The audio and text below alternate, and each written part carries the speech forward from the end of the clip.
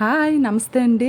ఈరోజు మనము మామిడికాయ పచ్చడి తయారు చేసుకోబోతున్నాము. మామిడికాయ కొబ్బరి ముక్కలు కలిపి పచ్చడి తయారు చేసుకుందాం. ముందుగా ఒక కళాయిలో 1 స్పూన్ ఆయిల్ వేసుకుంటున్నానండి. అందులో ఒక 2 స్పూన్ల వరకు శనగపలుకులు వేసుకొని దోరగా వేయించుకోవాలి.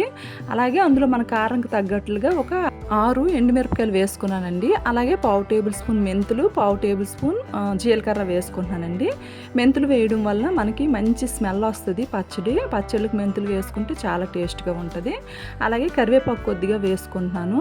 అల్లం వెల్లుల్లి ముక్కలు కూడా వేసుకుంటున్నానండి. అలాగే 1 కప్పు కొబ్బరి ముక్కలకి 1/2 కప్పు మామిడికాయ ముక్కలు తీసుకుంటున్నాను. ఇది కొంచెం స్వీట్గా ఉన్న మామిడికాయ అండి.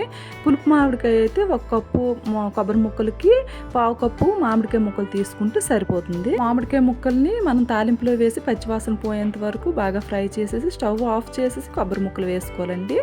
అలాగే సాల్ట్ వేసేసి బాగా మిక్సీ పట్టేసి మనం పోపు పట్టేసుకోవడమేని. శనగపప్పు, మినపప్పు, ఆవాలు, జీలకర్ర, కరివేపాకు, ఎండుమిరపకాయలు, అలాగే ఇంగు కూడా కొంచెం వేసుకుంటే మంచి టేస్ట్ అండ్ స్మెల్ వస్తుందండి. ఒకసారి ఇలా ట్రై చేయండి. మీకు కనుక నచ్చితే ప్లీజ్ లైక్ చేయండి.